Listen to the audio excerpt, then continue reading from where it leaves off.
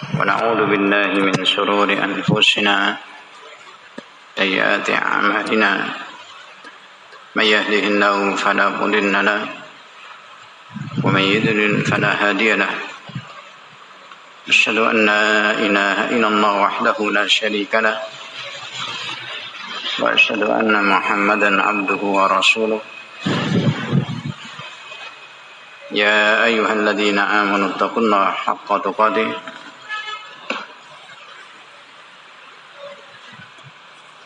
ولا تموتن إلا وأنتم مسلمون يا أيها الناس اتقوا ربكم الذي خلقكم من نفس واحدة وخلق منها زوجها وبث منهما رجالا كثيرا ونساء واتقوا الله الذي تساءلون به والأرحام إن الله كان عليكم رقيبا يا أيها الذين آمنوا اتقوا الله وقولوا قولا سديدا يصلح لكم أعمالكم ويغفر لكم ذنوبكم ومن يطع الله ورسوله فقد فاز فوزا عظيما أما بعد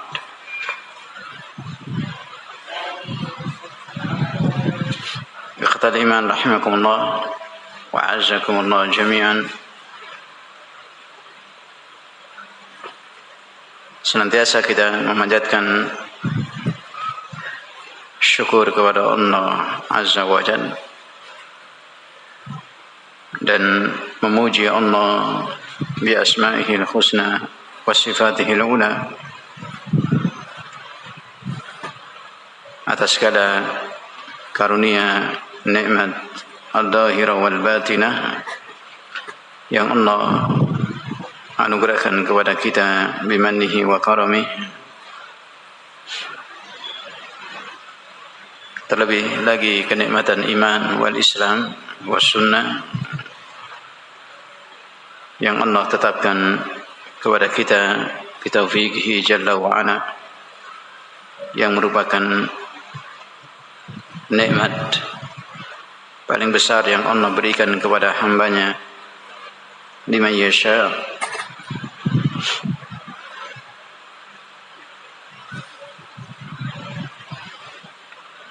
Dan mudah-mudahan Allah Subhanahu wa taala menjadikan kita sebagai hamba-hambanya yang senantiasa mensyukuri nikmat Allah dengan terus kita mentaati Allah, berubudiyah, menghambakan diri dengan ibadah kepada Allah Azza wa Jalla ibtigha' mardhatih, semata-mata mencari keridhaan dan pahala di sisi Allah Azza wa Jalla. Kita melanjutkan kembali insyaallah fi hadha syahr al-mubarak, syahrul Ramadan, dari murajaah tafsir Al-Quran Al-Karim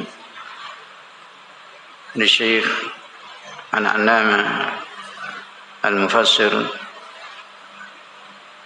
Muhammad Al-Amin Asy-Syinkiti rahimahullah, pada surat Al-An'am fi qaulillahi jalla wa ala, ini ayat yang ke-50, qul la aqulu lakum indi khazainullah wa la a'lamul ghaiba wa la aqulu lakum inni malak in attabi'u illa ma yuha ilay qul hal yastawil a'ma wal basir afala tatafakkarun. Ayat ini sebagaimana kita telah murajaah dari tafsir Syekh rahimahullah, yang menjelaskan kepada kita hakikat dari Rasul sallallahu alaihi wasallam. Beliau minal mubasysyirin wa mundirin, yang dipilih oleh Allah mendapatkan wahyu ar-risalah wan nubuwah untuk memberikan kabar gembira kepada manusia dan memberikan peringatan kepada manusia. Ar-Rasul tidak mengetahui khazainullah, Ar-Rasul tidak mengetahui perkara gaib, Ar-Rasul bukanlah malaikat. Wala aqulu lakum inni malak in attabi'u illa ma yuha ilai. Demikian juga penegasan yang diperintahkan oleh Allah Jalla wa'ala kepadanya, bahwa tidaklah aku mengikuti kecuali apa yang Rabbku telah wahyukan kepadaku. Ini kecuali pada wahyu min indillahi Jalla wa'ala. Dari pembahasan ini, sebagaimana telah kita murajaah dari keterangan Syekh Asy-Shinqiti rahimahullah, beliau sedikit mengangkat permasalahan yang berkaitan dengan prinsip yang ada pada Ibnu Hazm rahimahullah dan pengikut-pengikutnya dari alim dari negeri Andalus yang berhujjah dengan ayat ini dan yang semakna dengan ayat ini, bahwa seorang tidak boleh mengambil hukum-hukum yang ada dalam wahyu dalam Al-Quranul Karim ketika menjelaskan satu hukum, satu permasalahan, harus mengikuti zahir teksnya yang ada. Yang ini sudah kita ketahui dari bantahan para ulama yang juga dijelaskan oleh Syekh Asy-Shinqiti rahimahullah,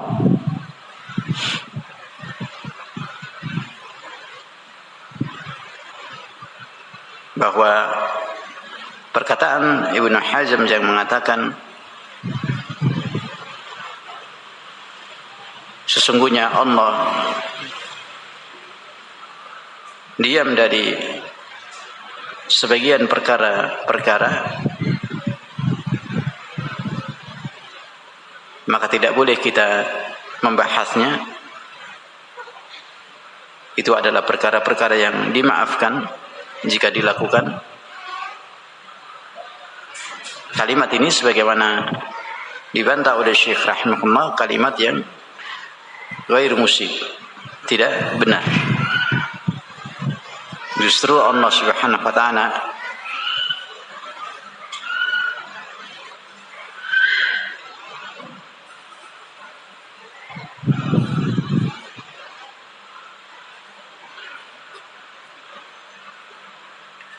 telah menjelaskan hukum-hukumnya di nas, di ayat, di wahyu yang Allah Subhanahu wa taala turunkan kepada An-Nabi sallallahu alaihi wasallam. Dari teks yang ada dalam wahyu, kemudian para ulama al-usul mereka memahami dan mengambil istinbat hukum-hukum yang lahir dari teks wahyu sesuai dengan dohirnya tersebut.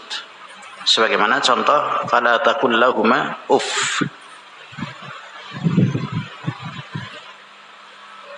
Kalau prinsipnya Ibnu Hazm, yang dilarang hanya mengatakan perkataan kasar kepada orang tua, menolak kepada orang tua. Itu yang dilarang sesuai dengan teks ayatnya.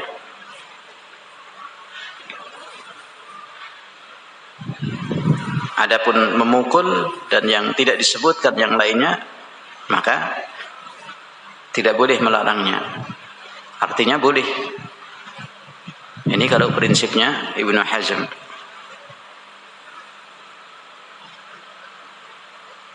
Yang demikian sebagaimana dijelaskan oleh Syekh rahimahullah, perkara yang tidak sahih, yang tidak benar.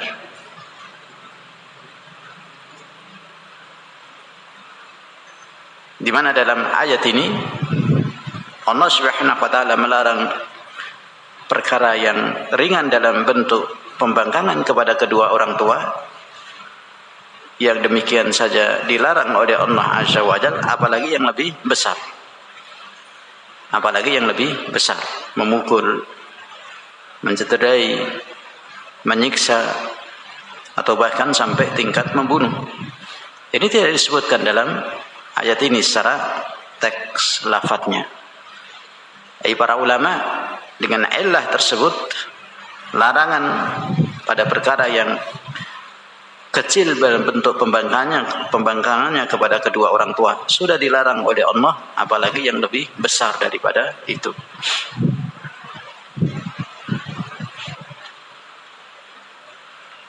Demikian juga pada contoh yang kedua yang kita bahas pada pertemuan sebelumnya, pada hadis Nabi sallallahu alaihi wasallam fi sahihain, disebutkan bahwa seorang hakim atau qadhi, sang pemutus perkara, itu tidak boleh memutuskan perkara dalam keadaan dia ghadban, dalam keadaan dia marah. Ini teksnya hanya disebutkan ghadban, dalam kondisi hakim itu marah. Tidak boleh dia memutuskan. Tidak boleh dia berfatwa memutuskan perkara perselisihan yang ada di hadapannya, yang diajukan oleh mereka yang berselisih. Karena kemarahan, sebagaimana kita ketahui dari keterangan syekh dan para ulama, musyawwish lil fikr, akan mengacaukan pikiran seorang. Apalagi kalau kemarahannya sudah kemarahan paling tinggi, yang bahkan bisa menghilangkan akal seseorang, sehingga keluar terkadang, nasallallahu as-salama wal afiyah, kata-kata dari seorang suami menceraikan istrinya dalam kondisi dia tidak sadar, akalnya tidak berjalan. Ini tidak dihukumi oleh para ulama. Ini kemarahan yang paling tinggi. Ini musyawwish lil fikr, bisa mengacaukan pikiran seorang hakim, sehingga Rasulullah melarang. Tidak boleh bagi seorang hakim yang sedang marah dia memutuskan perkara pada kaum muslimin yang berselisih yang ada di hadapannya. Jika kembali kepada teksnya, hanya disebut ghadban oleh Nabi sallallahu alaihi wasallam.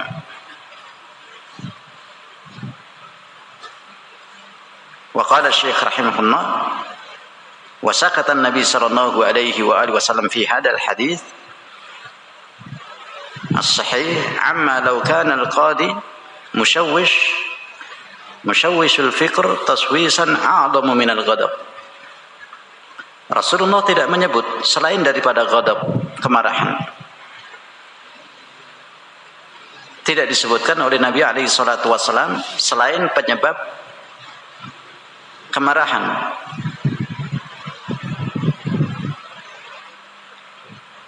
Jika misalnya ada qadhi yang dikacaukan pemikirannya, tashwishan a'dhamu minal ghadab, yang lebih besar bahkan dari kemarahan, maka jika kembali kepada prinsipnya Ibnu Hazm rahimahullah, tidak mengapa seorang qadhi, seorang hakim memutuskan perkaranya, pikirannya sedang kacau, dikacaukan dengan perkara yang lebih besar dari sekedar kemarahan. Karena di teks hadisnya hanya disebut ghadban, kemarahan saja, oleh Nabi sallallahu alaihi wasallam. Selainnya sakatan Nabi sallallahu alaihi wasallam. Nabi tidak menjelaskan Kalau prinsipnya Ibnu Hazm, afu, berarti dimaafkan. Jadi apabila qadhi dikacaukan pikirannya dengan selain kemarahan, bahkan lebih besar pengacauan pada pikirannya seorang qadhi tersebut, maka afu. Tidak mengapa dia memutuskan perkara pada kaum muslimin yang berselisih yang ada di hadapannya. Nah, ini tidak mungkin. Perkara yang ghair musib, yang tidak benar. Dari prinsip dhahiriyah sesuai dengan teks, hanya terletak pada teks dan tidak mengambil hukum illah yang sama padanya terdapat, yakni hukum-hukum yang bisa diambil dalam kasus, dalam illah yang sama sebagaimana yang dilakukan oleh para ulama ahli usul. Apalagi apabila kita kembali kepada al-a'immah al-arba'ah, dari imam yang 4 seperti Imam Asy-Syafi'i rahimahullah yang masyhur dengan fikihnya,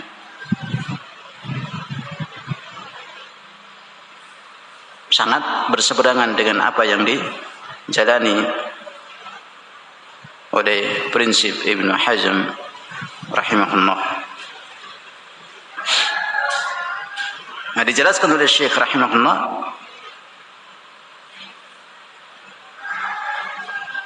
ka'an kana fi huznin aw sururin mufritin aw kana fi ju'in aw 'atas yang mufrid aw kana fi haqnin aw haqbin mufritin min syiddatil 'atas wa min syiddatil ju' wa min syiddatil huzn wa min syiddatis surur wa min syiddatil haqn. Perkara-perkara yang bisa mengacaukan pikiran seorang hakim yang lebih, bahkan mungkin bisa lebih besar daripada kemarahan, itu banyak disebutkan oleh Syekh rahimahullah. Seperti seorang sedang dalam kondisi sedih yang sangat, yang berlipat, atau gembira yang kebablasan, sangat gembira, ini juga bisa mengacaukan seseorang, seorang hakim. Atau dalam kondisi ju' atau atas, kelaparan yang sangat, atau kehausan yang melampaui batas, kelaparan yang melampaui batas. Demikian juga dalam keadaan ketika seorang menahan al-baul min syiddatil haqn, yang melampaui batas dalam menahan kencing, atau sebaliknya menahan berak yang melampaui batas, yang akan keluar kotoran tersebut ditahan karena mungkin ada sebab tertentu. Itu bisa mengacaukan pikiran seorang hakim atau seorang hamba pada umumnya, dan mungkin lebih besar dalam mengacaukan pikiran seorang hakim dalam kondisi yang demikian. Hadil asya tusawwish fikral insan hatta la yabqa lahu nadar tashwishan ashaddu minal ghadab. Perkara-perkara ini bisa jadi akan mengacaukan pikiran seorang hakim atau manusia pada umumnya, yang itu lebih besar pengacauannya daripada kemarahan yang disebutkan dalam teks hadis Rasulullah sallallahu alaihi wasallam. Maka kalau kembali kepada prinsipnya Ibnu Hazm, tidak boleh mengambil hukum-hukum yang semisal dengan illah, alasan yang semisal yang disebutkan dalam nas, ayat atau hadis, harus sesuai dengan teksnya.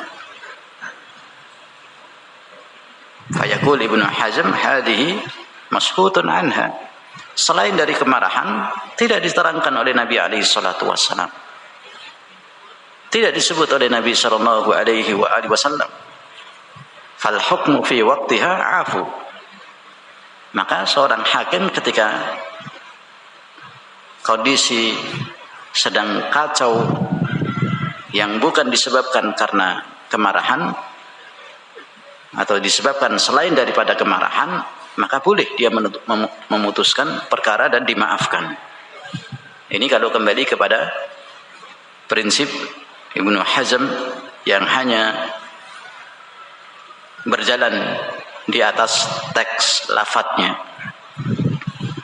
tidak memahami kandungan hukum atau fikih dalam mengambil istimbat hukum-hukum yang ada dengan illah yang sama, lahir di sana perkara-perkara yang semisal dari perkara-perkara yang dijelaskan dalam teks lafadz dalam ayat maupun dalam hadis.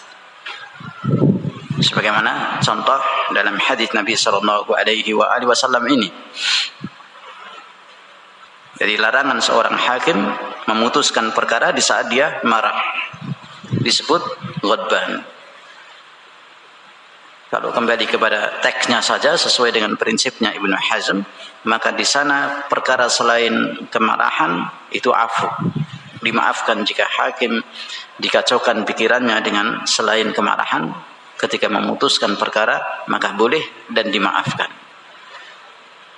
Nah, yang demikian berseberangan dengan para ulama usul sebagaimana Syekh rahimahullah dalam menjelaskan bantahan kepada Ibnu Hazm rahimahullah. Wa nahnu naqul, kata Syekh rahimahullah, la wallah laysat maskutan anha, lianna Nabi sallallahu alaihi wasallam lamma nabbahu ala anna al-qadi fi waqti al-ghadab la yajuz lahu an yahkum, عرفنا أن هذا الحديث في معنى أن كل مشوش للفكر يمنع من استيفاء النظر ويؤدي إلى ضياع حقوق الناس أن الحكم في وقته ممنوع.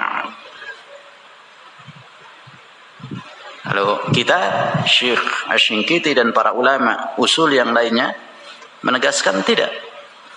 Rasulullah tidak diam dalam masalah ini. Justru Rasulullah menjelaskan dalam hadis ini, ketika Rasulullah alaihi salatu wasallam mengingatkan bahwa seorang qadi di waktu dia ghadab, di waktu dia marah, tidak boleh memutuskan satu hukum dari perselisihan manusia yang ada di hadapannya, maka kita mengetahui para ulama usul bahwa hadis ini maknanya kullu musyawwish lil fikr yamna'u min istifa'in nadar, bahwa semua yang bisa mengacaukan pikiran seorang hakim atau manusia pada umumnya, maka di saat itu tidak boleh seorang hakim untuk memfatwakan keputusan hukuman, mengambil keputusan hukuman pada perselisihan manusia yang ada di hadapannya. Kullu musyawwish al-fikr. Jadi bukan hanya ghadab saja, bukan hanya kemarahan saja. Alasannya dilarang di sini oleh Nabi sallallahu alaihi wasallam. Para ulama usul yang mereka memahami dengan fikih dalam satu dalil, dalam satu ayat, dalam satu hadis, mereka memahami bahwa bukan hanya kemarahan, tetapi justru di sini Nabi sallallahu alaihi wasallam mengingatkan bahwa semua yang mengacaukan dari pemikiran qadi, pemikiran hakim, yang di sini teksnya disebut ghadban, kemarahan, maka selain kemarahan yang bisa menyebabkan kacaunya pikiran seorang hakim, maka itu dilarang seorang hakim untuk berfatwa, menentukan hukum, keputusan hukum di hadapan manusia dari perselisihan yang ada pada mereka. Karena yang demikian yuaddi ila diya'i huquqin nas, akan menyia-nyiakan hak-haknya manusia, akan kacau karena pastinya keputusan hakim tidak di atas perkara yang lurus, karena ada hal yang mengacaukan pikirannya. Ini jika kita melihat dari perkara-perkara yang terkait dengan hakim atau qadhi, bagaimana Islam mengatur sedemikian ketatnya dalam kemurnian seorang hakim qadhi memutuskan perkara pada perselisihan yang ada pada manusia. Jika mau kembali kepada bimbingan syariat Allah Subhanahu wa taala, aturan yang dibimbingkan dalam Alkitab, Al-Qur'anul Karim dan sunnah Nabi sallallahu alaihi wasallam. Adapun qawanun yang dibikin oleh manusia jauh dari kebaikan sebagaimana yang ada pada kemaslahatan yang sempurna yang ada dalam syariat Allah Subhanahu wa taala. Dalam perkara besar apalagi keputusan qadhi, keputusan hakim adalah perkara besar, menyangkut dengan hukukun nas, dari hak-hak manusia yang didolimi, yang mendolimi.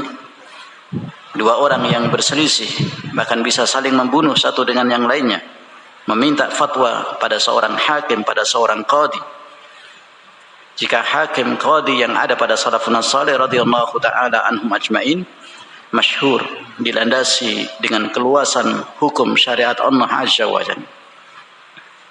Adapun qadhi hakim setelah mereka, apalagi di zaman kita sekarang ini, jauh dari pengetahuan ilmu syariah, sehingga banyak ketimpangan di sana sini dalam memutuskan perkara di tengah-tengah manusia yang mereka berselisih. Yuaddi ila diya'i huquqin nas wa anna al-hukma fi waqtihi mamnu'.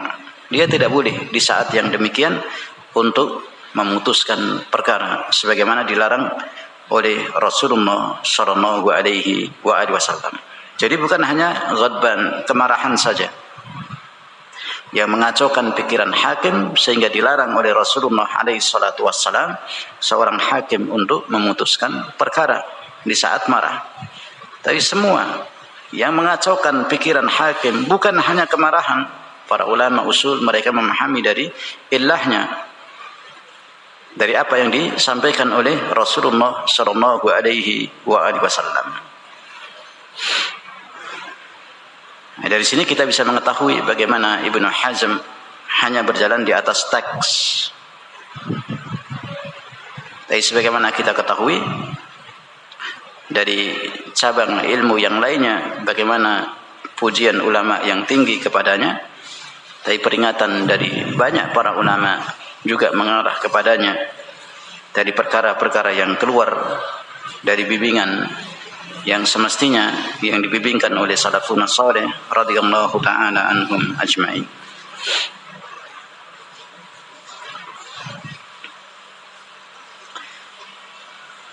Ini contoh yang kedua. Contoh yang ketiga dijelaskan oleh Syekh rahimahullah. Ini menarik perhatian Syekh rahimahullah. Bahkan bukan hanya Syekh Asy-Syinkiti rahimahullah, jika kita melihat dari para ulama dalam menjelaskan hadar rajul.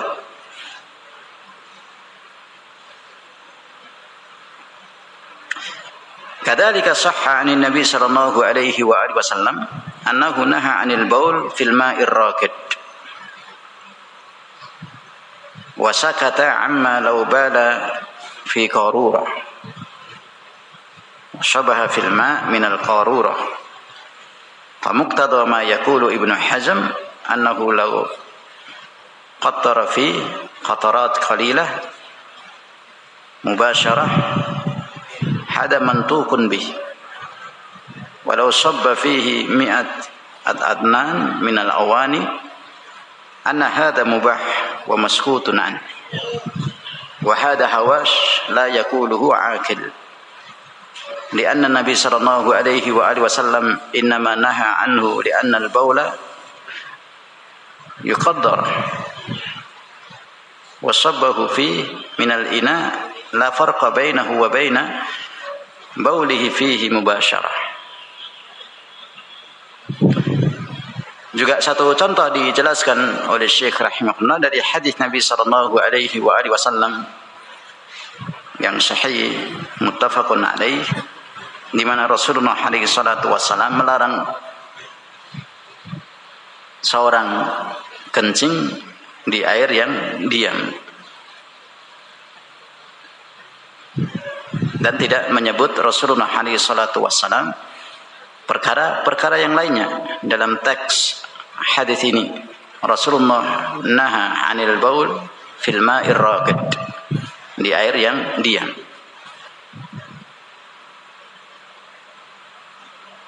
Jika kita mengikuti prinsipnya Ibnu Hazm, maka sesuai dengan teksnya pada air yang diam. Bagaimana dengan seorang yang kencing misalnya di tempat, di ina atau di botol? Dijelaskan oleh Syekh rahimahullah, ini tidak masuk dalam teks tersebut, tidak masuk dalam teks jika mengikuti prinsipnya Ibnu Hazm. Kalau mengikuti prinsipnya Ibnu Hazm, maka seorang yang kencing di ina, di satu tempat atau di botol, hada mubah maskutun an, yang demikian boleh, yang demikian diperbolehkan, karena tidak disebutkan dalam teks hadis Nabi sallallahu alaihi wasallam, karena tidak dijelaskan dalam teks lafaz dalam hadis oleh Nabi sallallahu alaihi wasallam. Jadi jika air dalam tempat tersebut, air kencing tersebut itu terkena perkara, benda atau kain, yang demikian mubah maskutun an, tidak mengapa. Nah, ini perkara yang hawash, kata Syekh rahimahullah, tidak bisa dipahami dengan seorang yang dia menggunakan akalnya yang baik. Karena ilahnya yang dilarang oleh Nabi sallallahu alaihi wasallam fil ma'ir raqid, yang itu akan menimbulkan najis, berbeda dengan air yang mengalir. Ketika seorang kencing di air yang mengalir,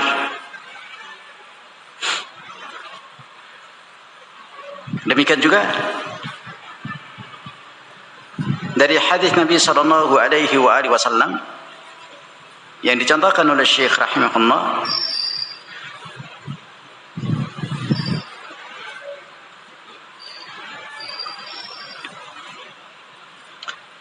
di mana Nabi sallallahu alaihi wasallam menyebutkan dalam hadis larangan ayyudhha bisyatil awra, seorang berkorban dengan hewan korban yang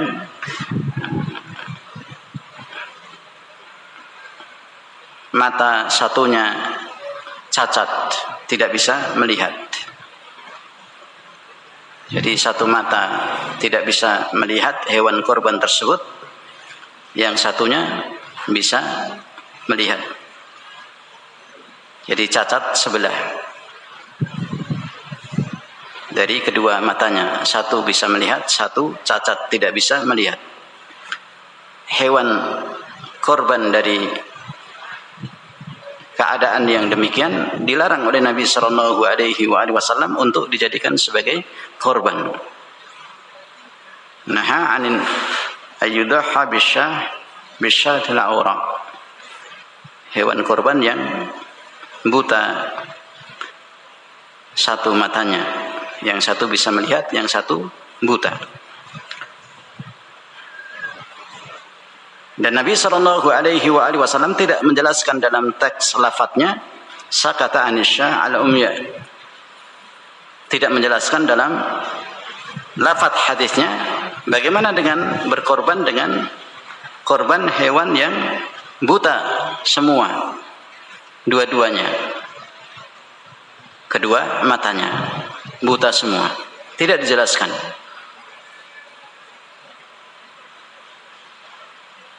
Kalau kembali kepada prinsipnya Ibnu Hazm, inna syah al-umya afu, berkorban dengan kambing, dengan hewan yang buta semua matanya, keduanya, maka boleh dimaafkan, karena tidak ada dalam teks lafadz hadisnya.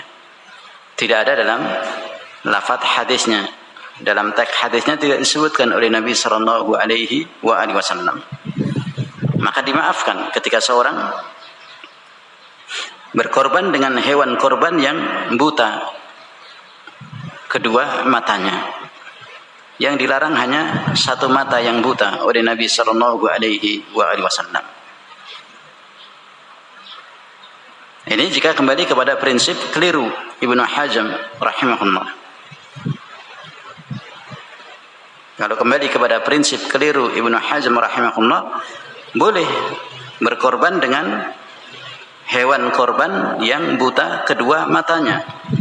Karena tidak disebutkan larangan dari Nabi sallallahu alaihi wasallam, lafadznya yang menyebutkan larangan korban dari hewan yang kedua matanya buta.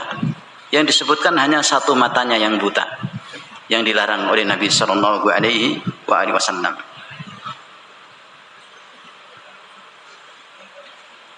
Nah, ini para ulama usul membantah dari prinsip yang keliru yang ada pada Ibnu Hazm. Inna an-nass al-mani' min at-tadhiyah bil awra' yu'raf minhu hukmul umyan. Jadi nas yang ada dalam larangan hadis Nabi sallallahu alaihi wasallam berkorban dengan hewan korban yang buta satu matanya, diketahui dari situ hukum berkorban dengan hewan korban yang buta kedua matanya. Satu saja dilarang oleh Nabi sallallahu alaihi wasallam. Apalagi buta dua-duanya. Ini beberapa contoh yang dijelaskan oleh Syekh rahimahullah dari kritik tajam beliau kepada Ibnu Hazm yang menggunakan dalil kalimat dalam ayat Allah Subhanahu wa taala, in attabi'u illa ma yuha ilai.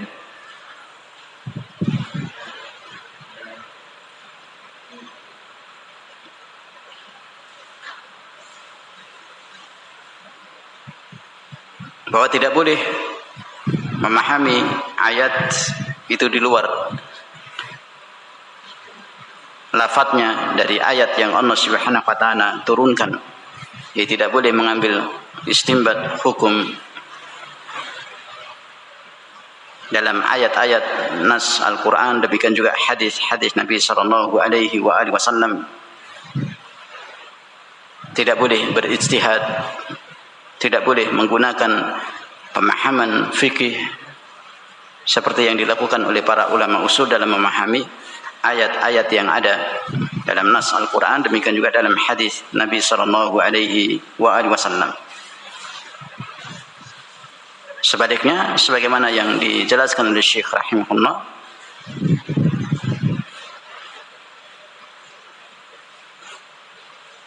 bahwa para ulama usul ittifaq dari mereka, jika tidak keluar dari nas, dari ayat lafaz yang ada dalam memahami ilahnya, tidak keluar dari al-haq, maka yang demikian lahir juga al-haq dari ketentuan-ketentuan hukum yang diambil istinbat hukum oleh para ulama.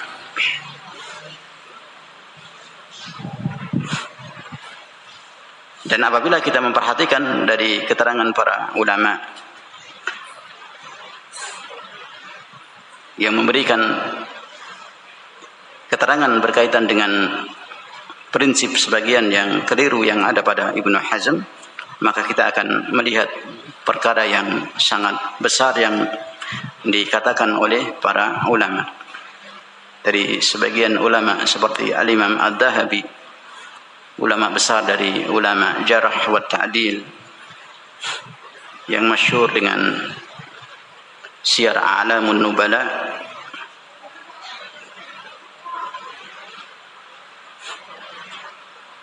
beliau memuji dari keilmuan dan dhaka yang Allah karuniakan kepada Ibnu Hazm rahimahullah, dari keluasan ilmunya, demikian juga dalam menjaga sunnah Rasulullah sallallahu alaihi wasallam. Tapi ketika sampai kepada celaan dan kritikan, maka beliau sebutkan dari sekian banyak kekeliruan yang ada pada Ibnu Hazm rahimahullah, yang terjatuh dalam pengaruh ilmu mantiq, terjatuh pada pengaruh ilmu filsafat yang dia pelajari, mengakibatkan perkara-perkara penyimpangan yang ada padanya. Meskipun karangan dari kitab-kitabnya sangat banyak dan dikenal oleh para ulama.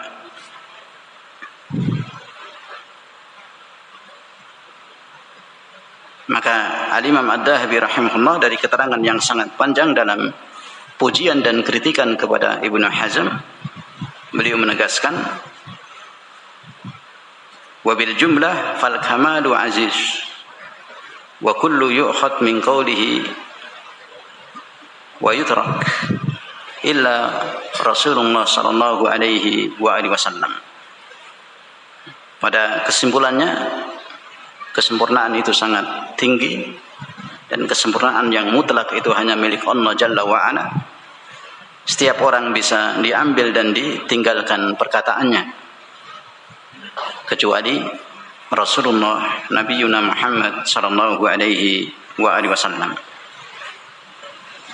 yang wajib kita ikuti dari semua yang datang dari Nabi kita Muhammad sallallahu alaihi wasallam. Adapun selain Nabi sallallahu alaihi wasallam bisa diambil perkataannya dan ditinggalkan, apalagi sekelas Ibnu Hazm.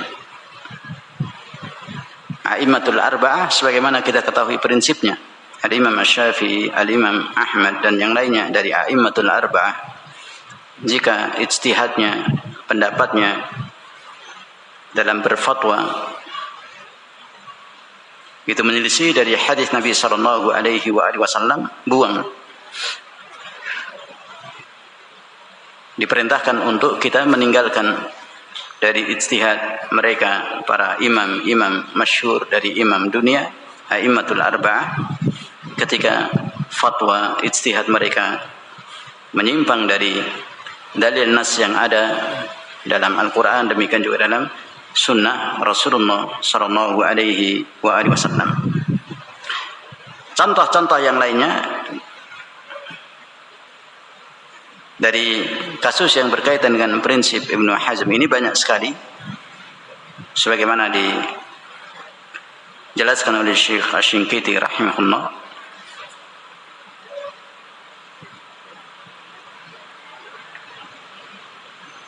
وقال رحمه الله وهذا لو تتبعنا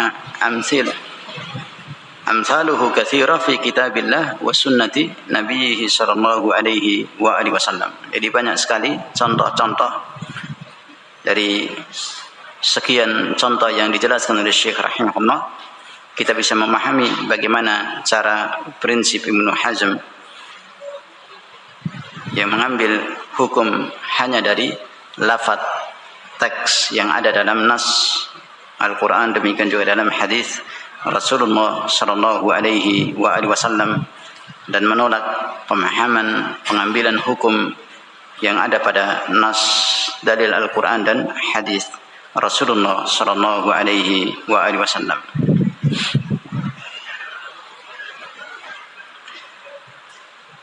Kemudian Syekh rahimahullah juga menjelaskan, setelah beliau memberikan lampu kuning dari pemahaman Ibnu Hazm rahimahullah, beliau sedikit mengangkat dari khilaf, perbedaan para ulama usul. Istadalla ba'dul ulama min ulama'il usul bi ayatil an'am hadhi ala ahadi qaulain fi mas'alatil khilaf fima fiha al-ulama, لأنه معلوم في علم الأصول أن العلماء مختلفون. هل النبي صلى الله عليه وسلم يمكن أن يجتهد في شيء aw la yajtahid fi syai'in. Pada surat Al-An'am yang kita bahas, yakni pada kalimat in attabi'u illa ma yuha ilai, para ulama ahli usul mereka berbeda pendapat terkait dengan apakah Nabi kita Muhammad sallallahu alaihi wasallam itu mungkin berijtihad dalam satu perkara dari diri Nabi sallallahu alaihi wasallam atau tidak, atau beliau tidak berijtihad sama sekali dalam satu perkara.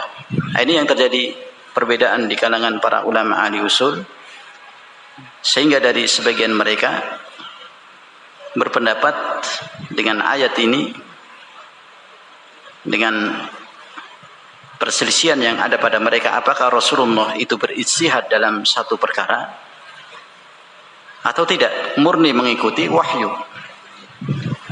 Nah, ini terjadi perbedaan pendapat di kalangan para ulama ahli usul. Sebagian dari mereka mengatakan al-ijtihadu mamnu' alaihi,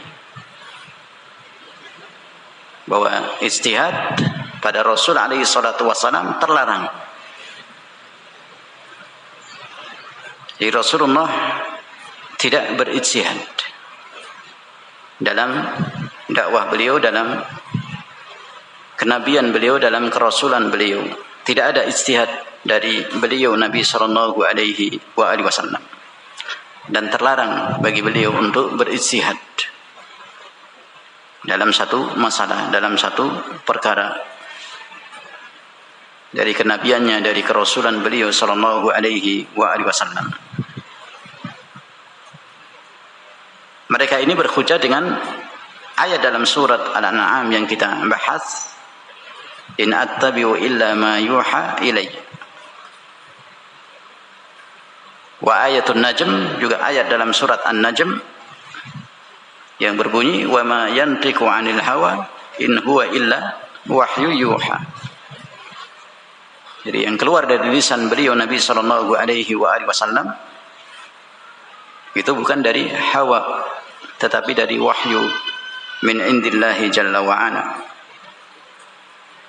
Wa ma jara majrahuma, dan yang semakna dengan kedua ayat ini yang dipakai hujjah oleh para ulama usul, sebagian dari mereka yang mengatakan bahwa ijtihad mamnu' alaih. Rasulullah tidak berijtihad dalam kehidupan beliau, dalam kenabian dan kerasulan beliau sallallahu alaihi wasallam. Fahasara ma yattabi'u fil wahyi, jadi hanya terbatas mengikuti wahyu. La sabil ilal ijtihad, tidak ada ijtihad pada diri Nabi sallallahu alaihi wasallam.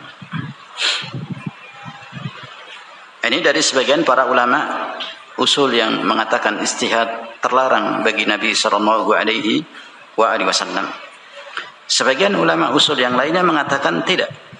Rasulullah juga terjadi pada diri beliau ijtihad yang kemudian turun ayat Allah Subhanahu wa taala kepada beliau, memberikan arahan.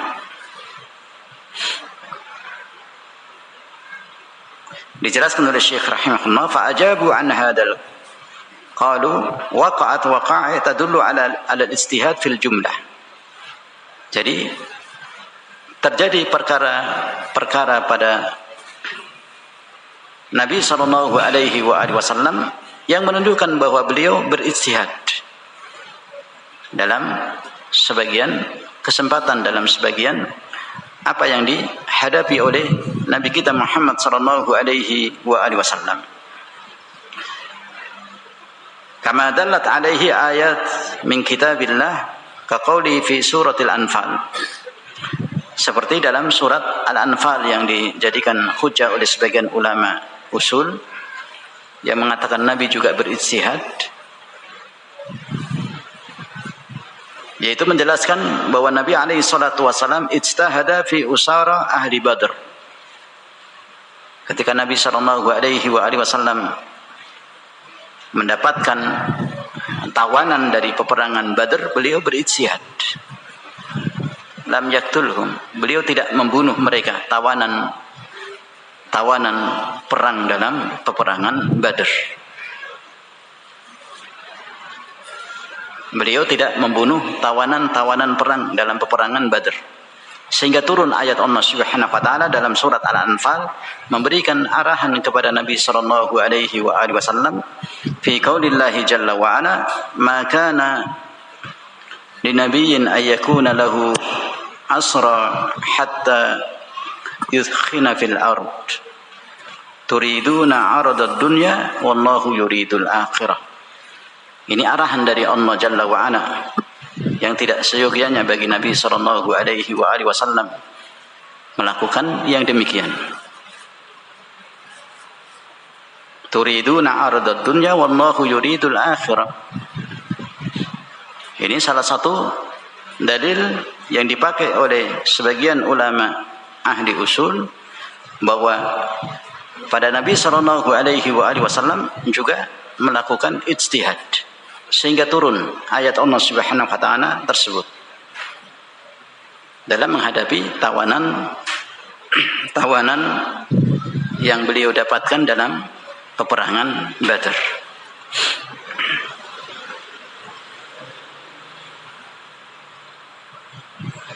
Kalau itu bukan ijtihad dari Nabi sallallahu alaihi wasallam, kata Syekh rahimahullah, Allah tidak akan menurunkan ayatnya. Meskipun di atas itu semua Allah Jalla wa Ala Alamul Ghuyub, zat yang maha mengilmui segala sesuatu. Ilmu Allah Subhanahu wa taala meliputi segala sesuatu. Rasulullah mau berbuat, akan berbuat, setelah berbuat, sedang berbuat. Apa yang ada di hati Rasulullah, demikian juga makhluk-makhluknya, di atas ilmu Allah telah diketahui oleh ilmu Allah Subhanahu wa taala yang maha sempurna, yang maha mutlak. Jadi ayat ini dijadikan dalil pada sebagian ulama usul bahwa Rasulullah pun berijtihad.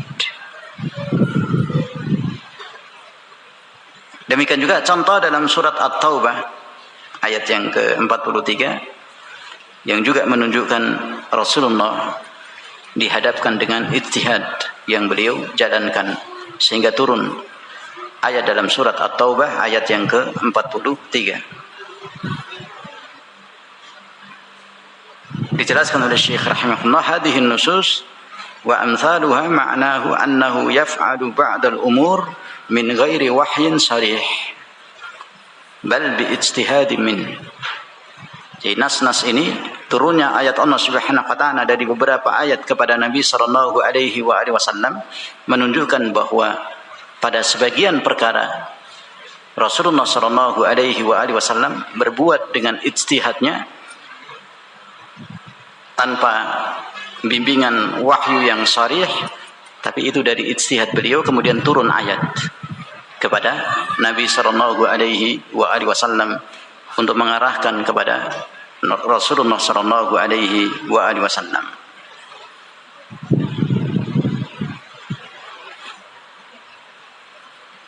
Kemudian para ulama yang mereka menerangkan bahwa Nabi alaihi salatu wasallam juga berijtihad, kemudian turun ayat bimbingan kepada Nabi alaihi salatu wasallam, mereka mengatakan innahu yuha ilaihi fala syakka annahu wahyun minallah. Bahwa Rasulullah hanya mengikuti wahyu saja, itu perkara yang tidak diragukan. Bahwa beliau alaihi salatu wassalam mengikuti hanya kepada wahyu yang Allah Subhanahu wa taala turunkan kepada beliau sallallahu alaihi wasallam, sehingga selaras dengan apa yang Allah tegaskan dalam surat An-Najm, wa ma yantiqu 'anil hawa in huwa illa wahyu yuha. Ini bercabang dari pembahasan yang berkaitan dengan ayat Allah, in attabi'u illa ma yuha. Sehingga Syekh rahimahullah menjelaskan perbedaan pendapat yang terjadi di kalangan para ulama ahli usul tentang ijtihad dan tidak ijtihadnya Nabi sallallahu alaihi wasallam. Kemudian Syekh rahimahullah memberikan tarjih adharul aqwal dari keterangan sebelumnya yang menerangkan tentang perbedaan para ulama usul. Beliau memberikan penelitian tahqiq dari beliau rahimahullah, anna syar'a wat tahlil wat tahrim annahu la yuhkamu atau la yahkumu fihi illa bil wahyi. Sesungguhnya perkara yang berkaitan dengan syariat, dengan halal dan haram, itu tidak boleh menetapkan hukum padanya kecuali dengan wahyu. Kecuali dengan wahyu. Tidak boleh keluar dari dalil wahyu syariat Allah Azza wa Jalla. Dalam halal dan haram itu harus dengan wahyu, bimbingan wahyu. Dan itu yang terjadi di kalangan as-sahabah ketika turun wahyu kepada Nabi sallallahu alaihi wasallam. Sebagaimana yang dijelaskan oleh Syekh rahimahullah, kama ja'at qasas muta'addidah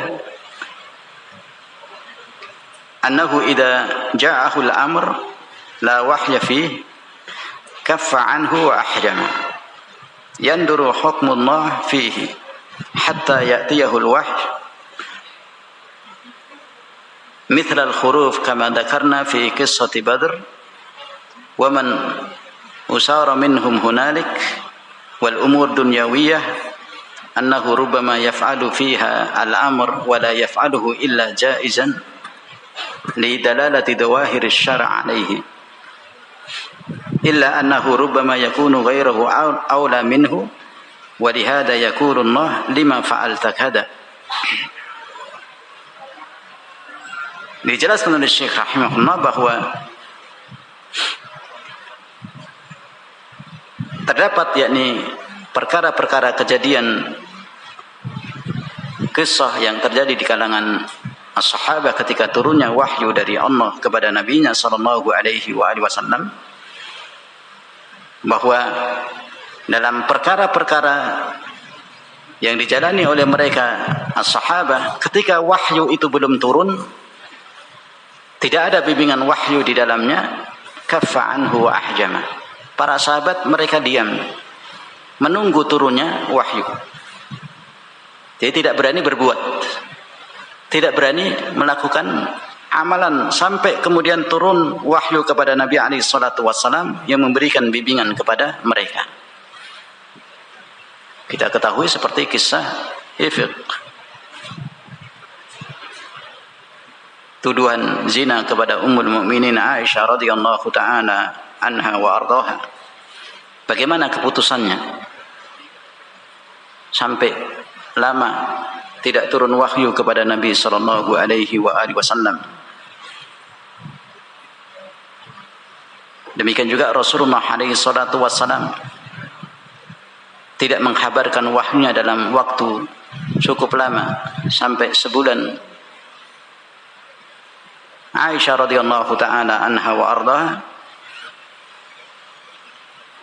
berharap akan cepat turun wahyu yang membimbingkan perkaranya kepada Nabi sallallahu alaihi wasallam.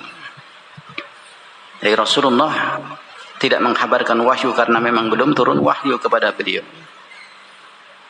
Baru setelah lewat 1 bulan turun wahyu membersihkan Aisyah, kesucian dari Aisyah radhiyallahu taala anha wa ardhaha.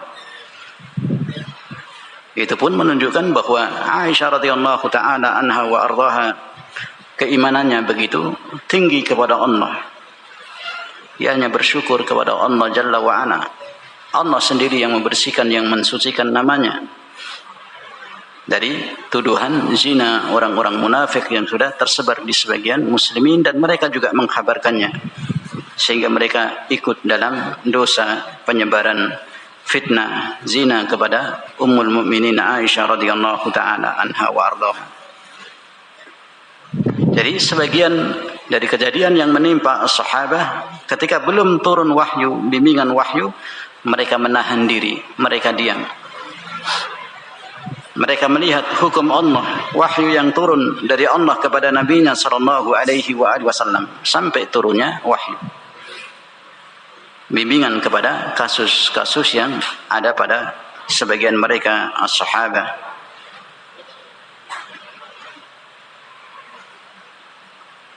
Seperti pada kisah perang Badr, demikian juga tawanan-tawanan yang ada di hadapan Nabi sallallahu alaihi wasallam. Demikian juga perkara-perkara dunia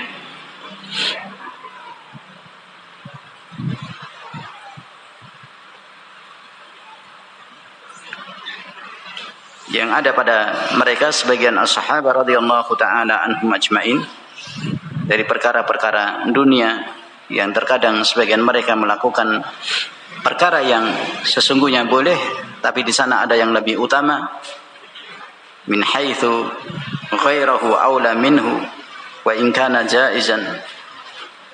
Ini kembalinya kepada wahyu.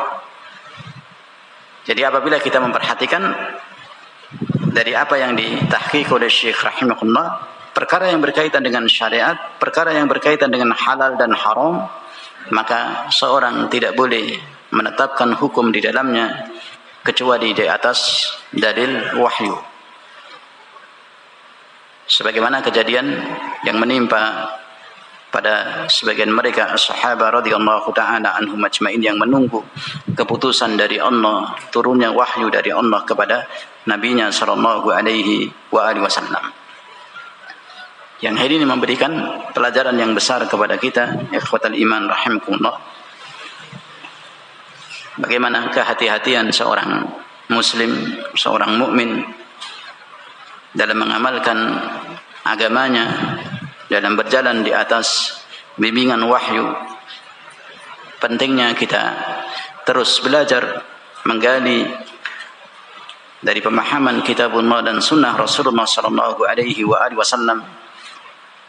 Jadi apabila kita menghadapi perkara-perkara tidak bingung, dikembalikan kepada bimbingan wahyu, ditanyakan kepada para ulama yang mereka alim dengan kitabullah, yang mereka alim dengan sunnah Rasulullah sallallahu alaihi wasallam.